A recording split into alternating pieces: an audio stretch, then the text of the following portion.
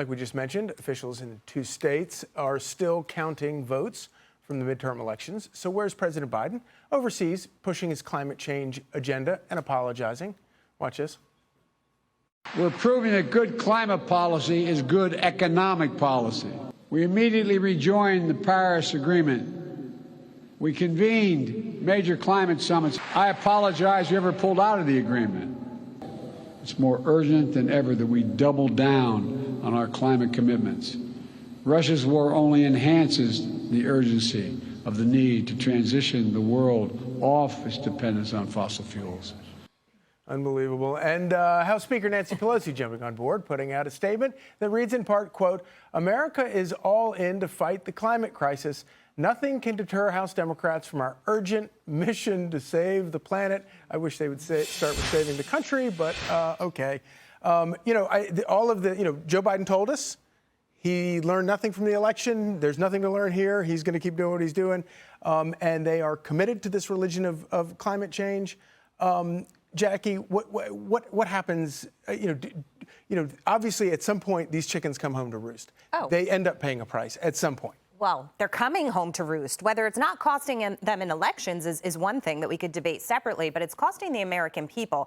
And even though the inflation numbers have come down, CPI came down to 7.7% year over year, still a whopping number. And having said that, most Americans are saying they don't see the relief at the pump that they want to see. They don't see food prices coming down the way they want to see them ahead of the holidays. And so when you look at the climate change agenda and what's happening to the energy industry in this country, you realize inflation is never going to come down in earnest until we solve the problem of revamping oil production here in the United States, with diesel prices where they are, over $5 a gallon. It's embedded in everything you see, feel, and touch, and that's what it comes down to. So at the end of the day, if they're not losing elections on it, you and I are losing because we are paying the price for it. But isn't that disappointing, though? For me, that's what's most disappointing about these losses. It's not just not having majorities, not being able to put through our legislative agenda. It's that Democrats are not going to realize the pain of the American people, because they're going to say, you know what, people must not have it that bad because they still voted for us.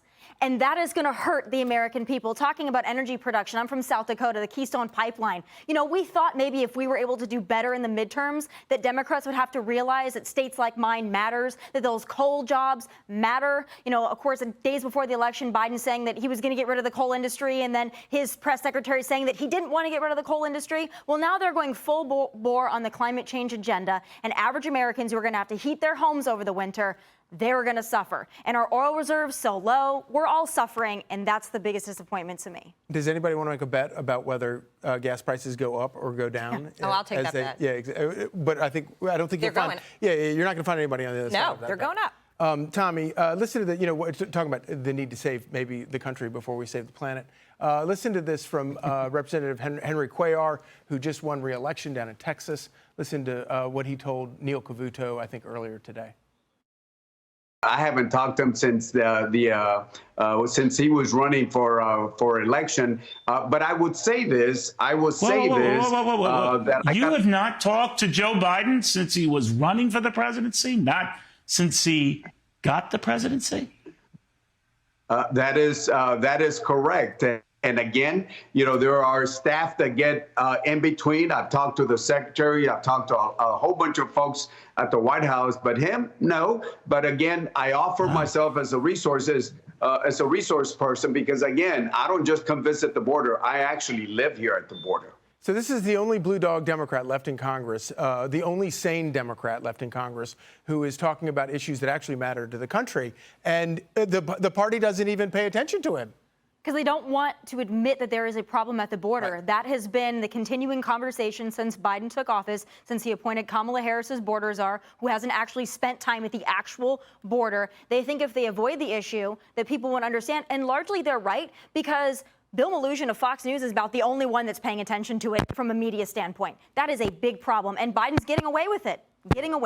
Yeah, and at some point, good for him for being right on a lot of these issues. But at some point, you have to punish the party and vote people like this out, because if they don't have, if they don't get any traction within the party, then, you have no choice but to remove them if you're a voter down there.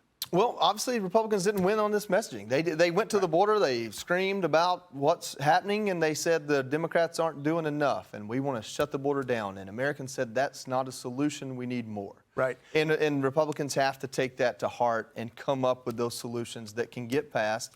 And for the first time, see the border as more than a stump issue. Right. See it for the issue it is. Bring a solution that isn't everything you want but works, and sell us on it. I mean, the one thing Democrats can do is they can name a bill, regardless of what's in it, right? They even named Ron DeSantis' Don't Say Gay bill for him. Come up with an immigration bill that sounds good and sell it. Yeah. No, listen to this in case you have any faith left that Joe Biden has any idea what's going on or whether he even knows where he is. Listen to this. And I want to thank the Prime Minister for Colombia's leadership in the ASEAN chair and for hosting all of us. Then heading over to Colombia and then, Cambodia. I'm thinking the Western Hemisphere. We got to go quick, but does he even know where You know my favorite cartoon is Porgy the Pig, and he loves the Let me tell you about it, son. Listen, I just want to go back because this is the block we're in. I talked to a person that's at the the COP27 right now, and got a quote that makes a lot of sense, and that's that Democrats are doing climate colonialism.